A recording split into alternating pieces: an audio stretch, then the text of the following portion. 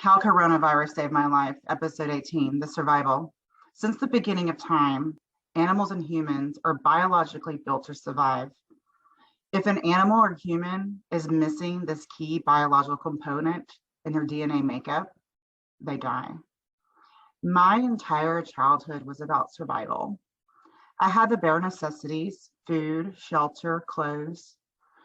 An outsider looking at me might see that I had it all, growing up in a middle-class neighborhood, educated, white privilege. But what an outsider most likely didn't see was the constant criticism, gaslighting from my narcissistic mother, the violent situations my father, who was racist and drunk and addicted to drugs, put me in.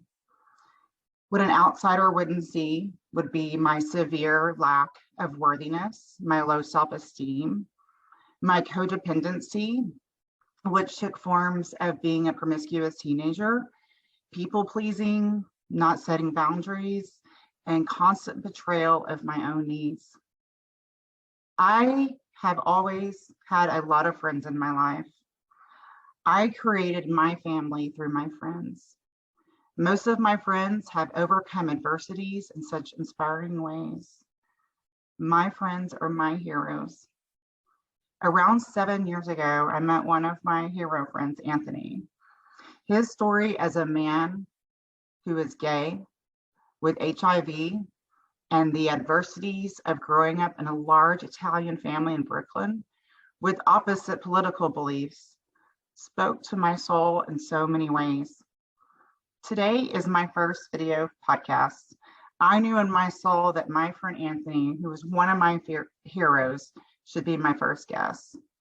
The purpose of this episode is to help others find their own inner hero, and hopefully they can see that they are not alone, and will help them to continue to survive. So today, Anthony, can you share your screen?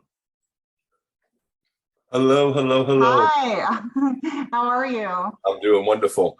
And great introduction. I love it. And I just want to out you on the word promiscuous, because it's not a nice word. You know, it's sexually active. Well, we're sexually active.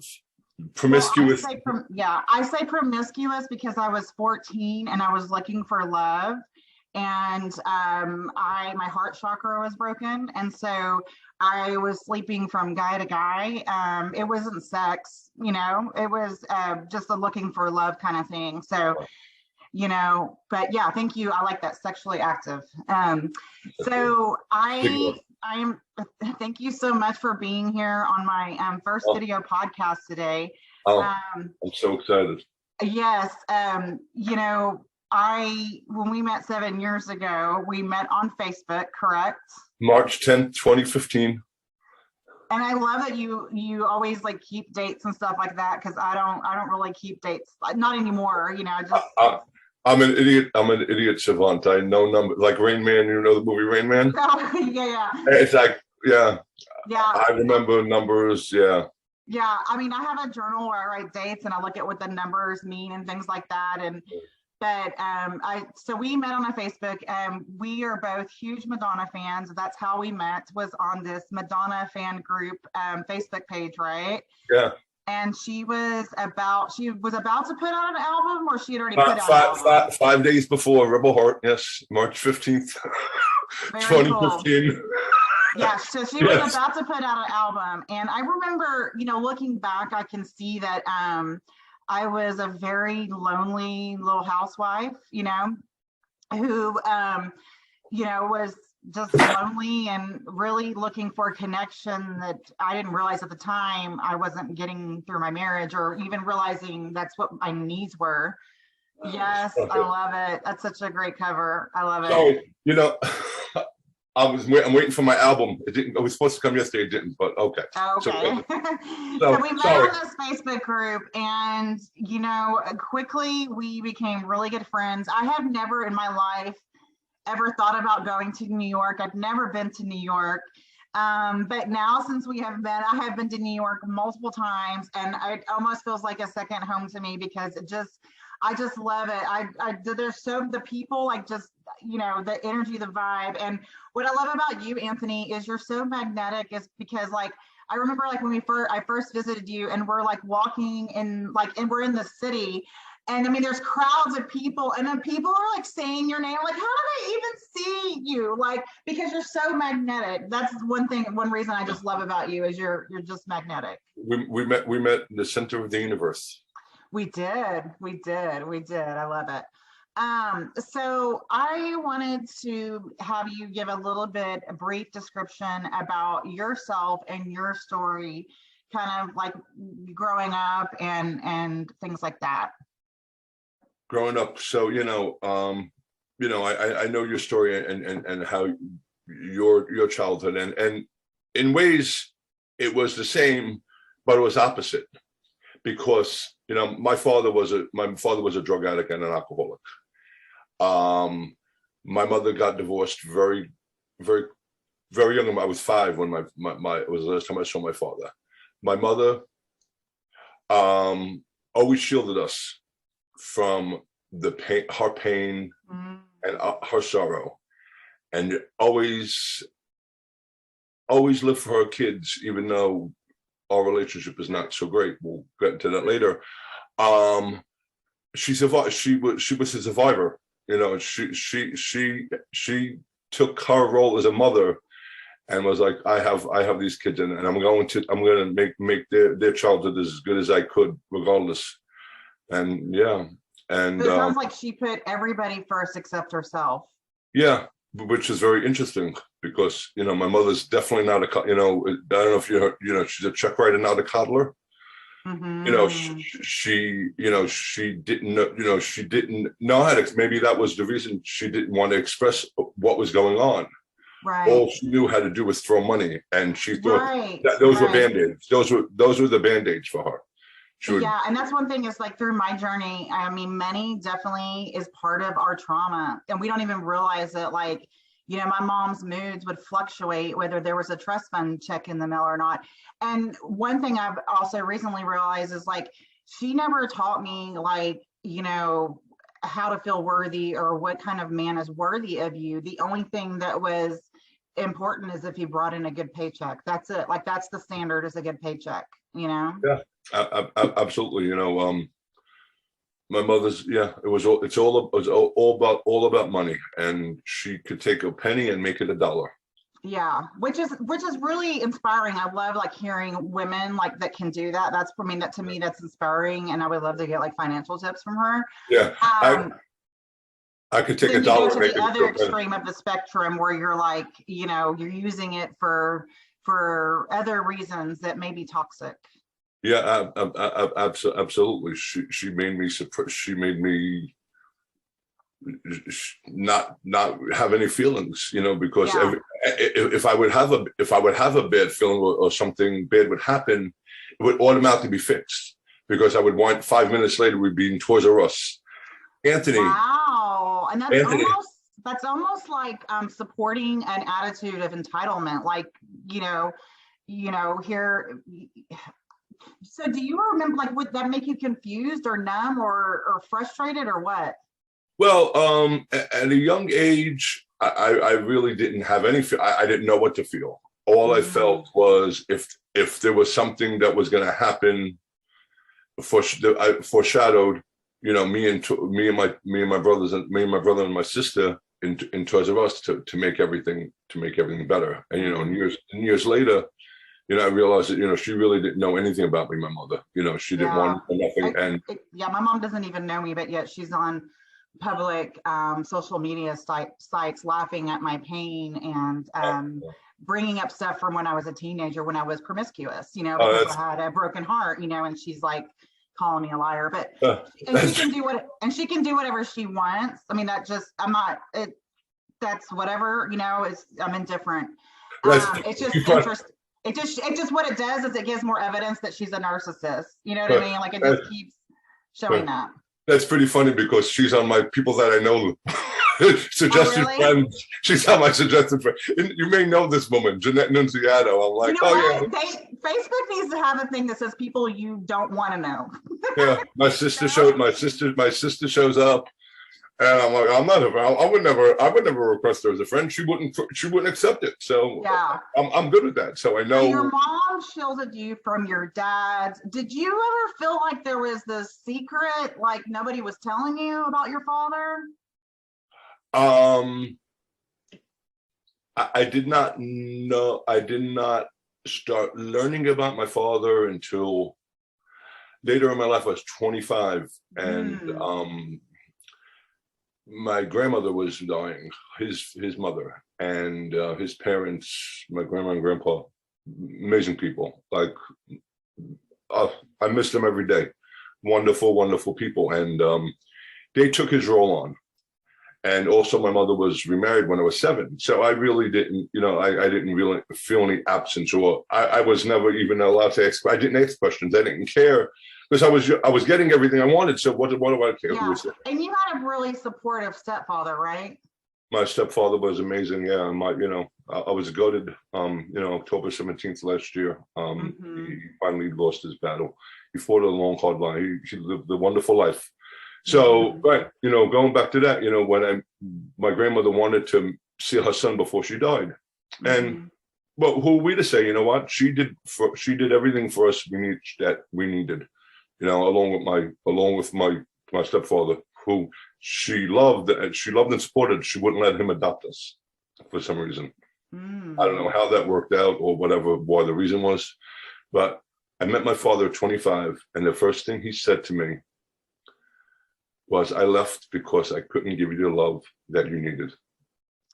And I wanted to give you a chance to be loved the way you needed to be loved. Now, wow, that takes it. You know what? He fucked up, right? But you know what? Yeah, that's called unconditional love. Like, right? That is actually love. What he did for you is actually love. Because he gave me the greatest. I don't even consider him my stepfather. He's my dad. I say dad. Recently, I just called it. I speak to him all the time because we are like two peas in a pod. And you know what? Yeah. And he's my father. You know what? He did what he did, and you know what? Forgive him and forget. You know what? We're not going to change. Right. That's really powerful. It turned out very well. It turned out better for me, honestly. How it was supposed to be, and you had a very good relationship with your stepfather. So So you grew up you're born and raised in Brooklyn in this large Italian family, right? In the middle upper class neighborhood, yeah. Okay. And so how old were you when you realized you were gay? Oh my God. I was probably around 12. Around 12? Mm-hmm. And do you remember what it was? First of all, let me ask you this. Did you know any gay people? No. Okay. All I know was I heard the song on the radio, and electric went through my body. Electric went through my body 3 times in my life, and I was wondering what that was, and I was a big music fan. I love music. And Casey Kasem was one of my favorite people. I loved the American Top 40. And Holiday reached at number 16. And Electric, as soon as the song started, Electric just entered my body from everywhere. It was like I was doing ecstasy without doing ecstasy. And I said to myself, wow, this woman is going to be something. And I still maybe didn't understand, but I knew that she was going to be with me for a very long time, and I'm going to be 50. I'm going to be 50. I'm going to be 51, and she's still kicking it, and Yeah. And then high school. Was it high school? I had a girl that I was hanging out with, who Madonna saved my life. She saved me from losing my virginity from a girl. The Vogue video. Very interesting. If you asked her today, she would probably don't want to admit it, but we spoke about it. Because you and the girl were maybe about to have sex because you were a teenager, right? Yeah. And then, but the TV was on and the Madonna Both. Vogue video came on, and you just stopped what you were doing and you set up and you watched it. Yeah. And she was like, I said, the Vogue video's on, but how can we not watch this? She's like, you saw this 4,000 times. Oh I was my like, God, that is 4,001. I was like, 4,001. Yeah. Strike a pose. And then she ran out crying. And how old were you? I was 18, 19 at the time. So had you had any sexual experience with any males? I did with my cousin. Oh, okay. How old were you when that happened? Yeah, we were I guess it was maybe around that time. Gotcha. Okay. You know. Okay. So after that, and now at this point, had you met any gay people or kind of knew what gay meant? Not until I went to college. Really? And it was my first day of college, and I'll give you how this wall came about. Behind me, I was walking. I was walking first day of college in the campus. Had my Madonna shirt on, and I see this guy come across me, and he had a Madonna shirt on, and instantly I was like, "Oh my God, I have to see what this is about." Yeah. And he lived not too far from me, and we started hanging out and went over to his house. And he had a wall of Madonna records, just like that. It was a little less than this, obviously, a lot less than this. And that's how I got that wall. And we started to date, and then I had my first cigarette after we had sex. So you had your first gay experience and your first cigarette all intertwined. Yeah. So yeah, yeah, and then. Yeah, and then you know, I started hanging out with him, and my mother was very, who was this? What is this? Who are you going with? All these questions, and I'm like, not your business. And she was like, what you do is my business, because you live under my roof, and you live under my rules. So you were living with your mom, your parents, and you were going to college, and you were, had your first gay experience and all that stuff. And at that time, were you saying I'm gay, like, to your friends, or were you like, how did that come, like, with your own personal stuff? Well, I never really, like, through high school, I was always to myself, I started working in 9th grade, in school, because, I'd ask my mother for money, and she goes to me, it's something's called a job, and you have to go. If you want money, you have to go work. She goes, how much more do you want from me? I did my 18 years of supporting you. Now it's time for you to jump up and put in the barrel, whatever. And I got a job, and then I worked through high school. So I really didn't know any, other than that girl, I met in class, but. And then in college, I met all my friends and started exploring. And met my friend Elise, who is still a friend of mine over 30 years. I was 19. Yeah. So did you, at that time when you were exploring, were you telling your mother like about this exploration? Not until I was questioned. Okay, when she was like, "What are you doing? Who are you hanging out with?" Yeah. And so, would you tell her? I did, and you know what, and I got the repercussions. I got the three things that would happen, or the 3 scenarios that we could play with. And one of the scenarios was, well, you could tell us it's a phase and it'll be okay, or we could take you to gay conversion therapy if you're gay. Wow. Or if you're gay, you just have to leave. So that's a lot. Every option was like a consequence. Yeah, right. And it was 1989. Yeah, because it was the first semester of college, and March 21st, 1989, the Fabulous Like a Prayer album came out, and it was a song "Express Yourself," and I was nervous as fuck, you know, during the situation. And then, but all through in my head, the back of my head, I heard, express yourself, don't repress yourself. And I just blurted it out. To your mom and your My dad? mom. Just Yes. your mom? My mom and dad, yeah. Mm-hmm. Were y'all like in the living room, or where were in y'all the, in the living room, My mother started, yeah. And what did they say? Did they pause? Did they immediately react? Oh, she started hysterical crying. Really? Why was she crying? I don't know. Maybe because she knew she had to throw me out. I don't know. Or yeah. And then my father, you know, and then I changed my story because I said I was bisexual. Then I said, no, I'm bisexual. My father was like, that's worse. Okay. Yeah, like, okay. I don't know what the right answer is, but I just want to be myself. So were y'all, so was gay? So when I think of Italian family, I think of like Catholic, like, is it all like the religious part is why the gay part is considered wrong, or what? Well, yeah, but you know, my parents weren't that religious. It's just their it was just their upbringing. Very conservative. Very conservative, and you know. Yeah. Did you always feel like you know, an outsider or black sheep growing up because everybody was so conservative, and your brain has always been more like free and like express yourself? Absolutely. You know, like I said, I don't really remember much. I only remember the key part. The key parts. It was like I was living to survive, just living day by day and doing what I needed to do, and not worrying.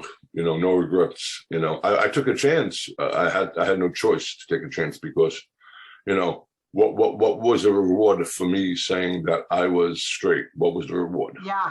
A house.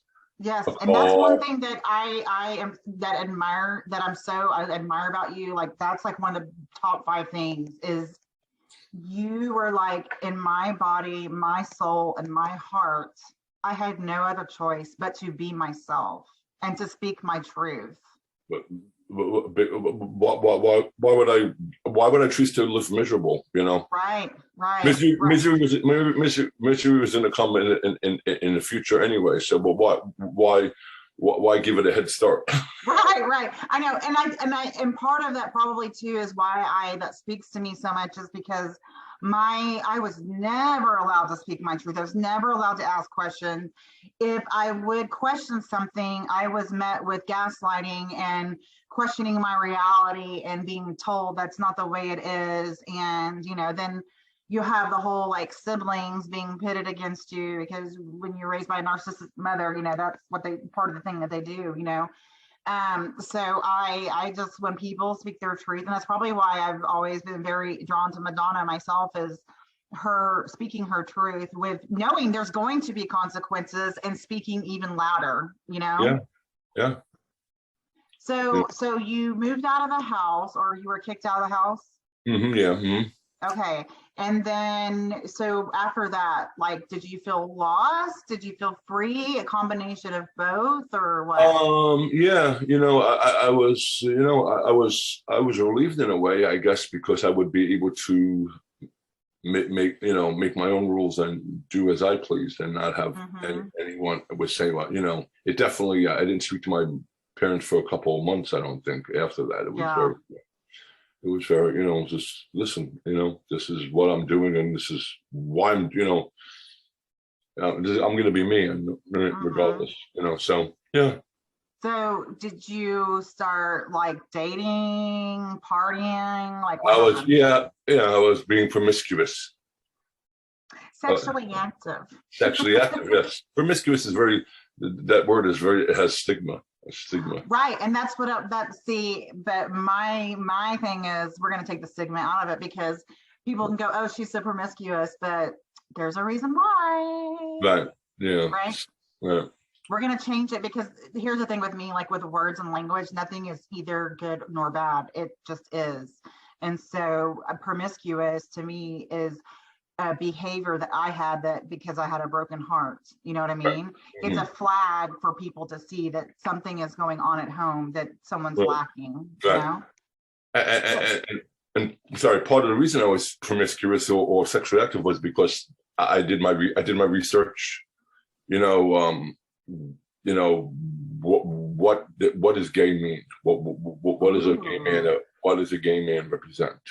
How should I start anything? And one of them was about drugs, sex, rock and roll, and it was all party. You know, that's so. Wow. Okay, let's pause there for a minute because that's just crazy. So you were researching because you never really met a gay person. So you were creating what that meant to you. And so through your research, what a gay man meant was drugs, sex, and rock and roll. Yeah. Wow. Yeah. Mm-hmm. Because you didn't ever see like an example of a professional gay man like go into the corporate office or having a family. It was unheard of, you know. And we were the brink of the AIDS epidemic, you know. Right. So you were doing your drug, sex, rock and roll thing because that was what your research said. That's the stigma in itself. It's so crazy. Right. And so then what happened? So you kind of did your partying thing for I don't know how many years, and then you kind of got your stuff together, your gay act together, right? Yeah.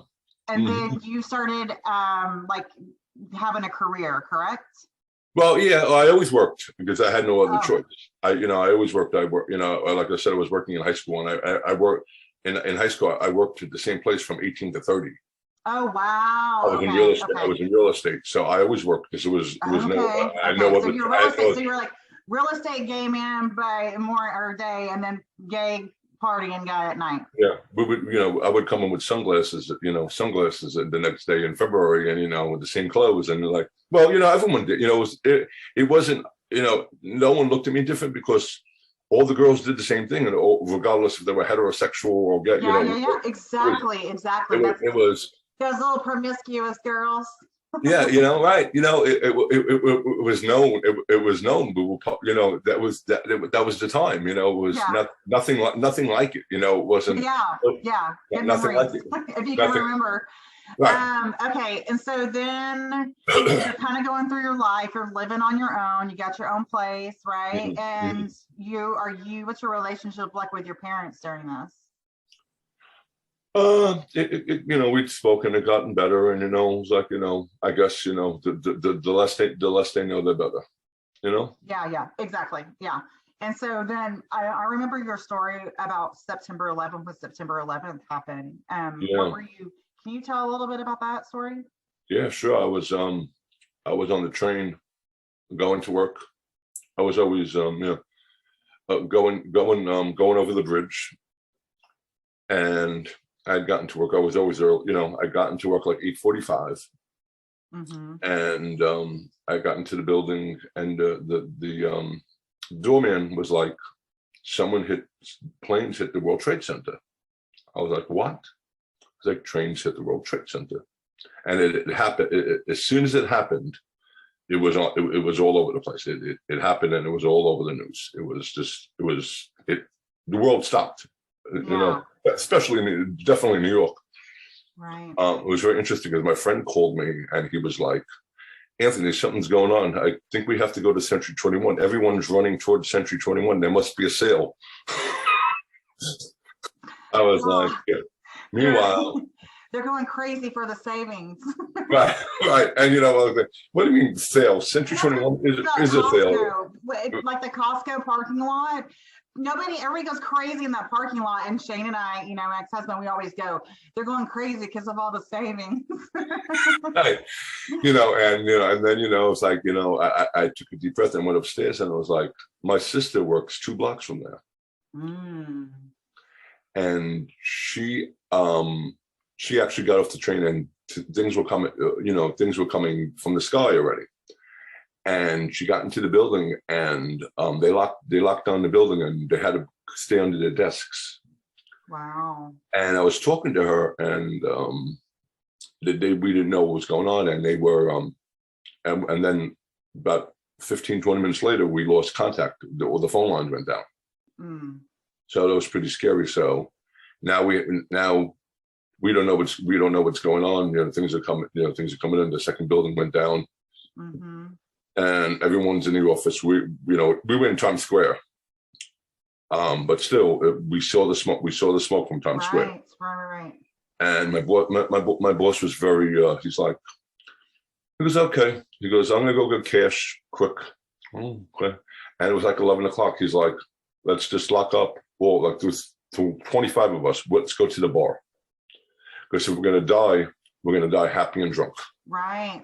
Together. The bar was packed. Wow. Every bar was packed because the city was shut. We couldn't go anywhere. The train, everything was shut, so no one could go anywhere. Wow. And then finally, I think it was 5 o'clock. They had a mass at St. Patrick's. We went to a mass, and then about 9 o'clock, the subway started opening again. Mm-hmm. People, were going walking the bridge. I wasn't walking any bridge anytime.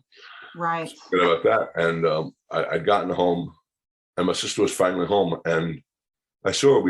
I started crying, and she was crying with me. And Mother's on the other couch. She's like, "What the fuck are you crying about? You're home." Yeah, who was saying that? My mother. Oh, she was just numb. She's just totally disconnected. Like, don't want to feel one little thing, huh? Right. And so she goes, "Let me." Probably scary for her to feel one little thing. I mean, I don't know how she was raised, but know. Yeah. But that's unhealthy not to express, right? And it's very healthy to express. Right. So after that happened, how long before you found out you had HIV? Oh wow, that was a while. It was it was continuing my escapades. I'm still following Madonna. I won't even go into it. Looking back, if I listen to the first album to the 16th album today, I'll see this amazing journey. Amazing. It's like the soundtrack to your life, right? And there was one thing that it didn't listen to her. No matter how sexual she was, how many, how her theme, her sexual content. Her number one record was "Don't be silly, put a rupper on your belly." Right. Always advocated for safe sex, and that was it. Was Madonna the only one that you heard about HIV and was educated? Was anybody else in the gay community at that time talking about it? No, she was the first. She was the first one in 1989. She put a pamphlet in her album, about AIDS and how it's contracted and how to keep yourself safe. And she really she did so much advocating for it that she was actually accused of having HIV. Yeah. And she says in her one of us when she accepted the Advocate for Change Award, she was like, I realized that was the first time I realized that if you stick up for stuff and you stand out for something, you better prepare. You better put your boxing gloves on, prepare to fight and continue. Better prepare for your narcissistic mother to come on your public media sites and say crazy things. Yeah. So you didn't listen to the Queen, but so were there when you would go to clubs and gay bars, would there be condoms everywhere, or was that a thing or no? There was no one, once the medication started coming out, that's what things. It started to be lax, and everyone started to get crazy again. Oh, really? I didn't know that. So there was this period. Are you talking about the AZT medication? Yeah, before, that was in the beginning, and then and I think in 2000, maybe even longer. The first medication came out that was successful. Yeah. People started to act and behave like they did in the 60s. They thought it was an open invitation to do whatever. So what year was it where you were diagnosed with HIV? September 2012. Yeah. And how did that all happen? That your story about all of that to me is just incredible. I had a toothache, actually. Really? And I had lost like 40 to 50 pounds. I had lost 40 or 50 pounds. I was diagnosed the day, no, yeah. And they'd asked me if I wanted an HIV test for, and I said, yeah. And then did you, when you lost that weight, because obviously you weren't intentionally trying to lose weight, do you think that, did you know that maybe you had it, or were you I was in denial? I think I did know I was in denial. So I just, which is very typical. Yeah, denial, yeah. And I just thought maybe it would, in the next couple of weeks they would come up with this miracle pill and just end it. It will be right. It will be. And now, thankfully, today, we have you and all that good stuff. So did you have to go into the hospital? I was in the hospital, yeah. I was in the hospital, and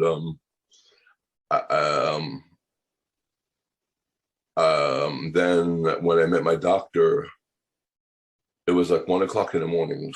This 5'11", this woman, she was like probably the size of Madonna, nice Italian Irish Catholic girl. And I was up because I was never slept there, and it was just, she touched my hand and electric went through my body.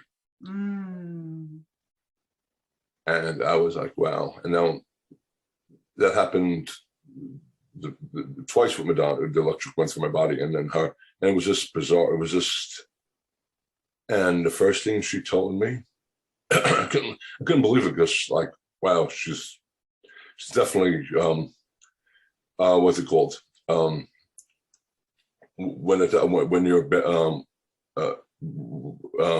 when they accuse doctors of not being in bed, when it's like good bedside manner. Yeah. Like her bedside manner was like, yeah. I thought she was a girl. Touched her hand, and what did she say? She said, everything's going to be all right, and it's not your fault. Oh my God. And like, that's powerful. And the electric, just like, it was just like, I could think back and think of the electric, and I was like, was I happy, all those other years? I was just medicating myself medicating myself, but also, living my life the best way I can, Yeah. Something had to give, and maybe that, and I always say that I believe it was a gift to me. That is so powerful. Like, I almost can't breathe, because that is something that I wish I had heard my entire childhood, even now as an adult, for someone to grab my hand and say, everything's going to be okay. And then after the words saying, it's not your fault. Like, man, that's just beautiful. I love that. And she said, if you work with, and everything she told me happened. She told me, if we work together in 3 years, and she said 3 years. She goes, it's not going to be rosy, but I promise you, I will get back. I'll make you be a new person. Wow. And she wasn't shitting me. And I wrote an article about her. Yeah, it was quite amazement, and I love, every time I went to her, it was like my birthday or Christmas, because it was just so nice to be free, be free and be who you are. No judgment and nothing. Even when I decided to bring my family in with me to the first visit, I'm a very it's like, I always modeled myself from what I learned. I learned family is family, and I wanted them to be a part of it, or try to understand me. And when she had told everyone, and my sister said to her, well, how do you think he got it? And my doctor was like, does it even matter? And like, right.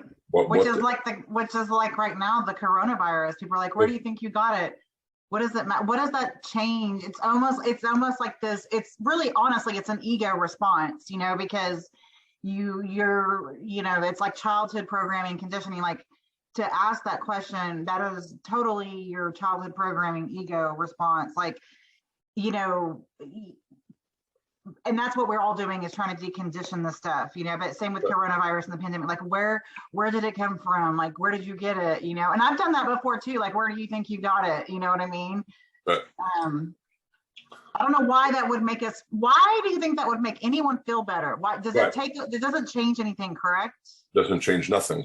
It doesn't change anything, and actually, it almost devalues the person and the struggle that they're going through, right?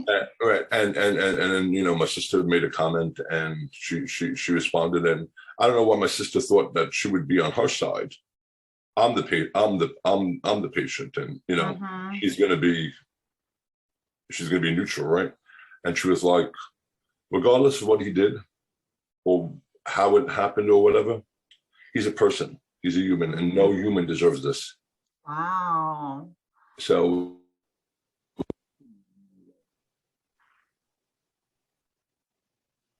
can you hear me still?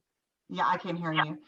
Well, Anthony, I love your story. We are not done, by the way. We have more to talk about this, because we are just getting started, because I want to know all about your, you know, how you, like, did you have to grieve and all of this stuff, and taking medication, and how you have taken that power back of just not just surviving, but turning it into thriving. Like, that is just, your story is so beautiful.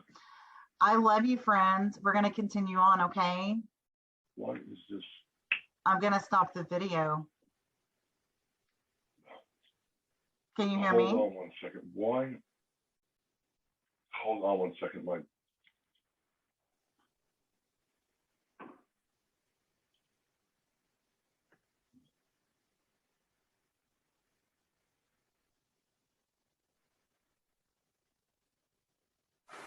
Sorry, my AirPods automatically, I don't know what happened. It's the spirit guides. But what I was just saying was, thank you so much for coming on my show and telling your story. We are not done.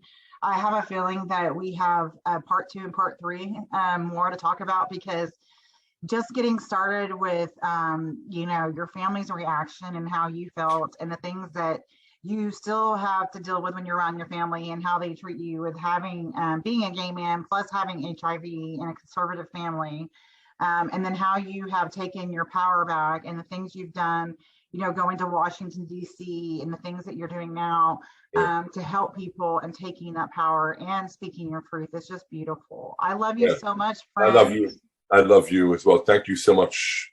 Yes, I'll talk to you later. Bye. Bye, hon.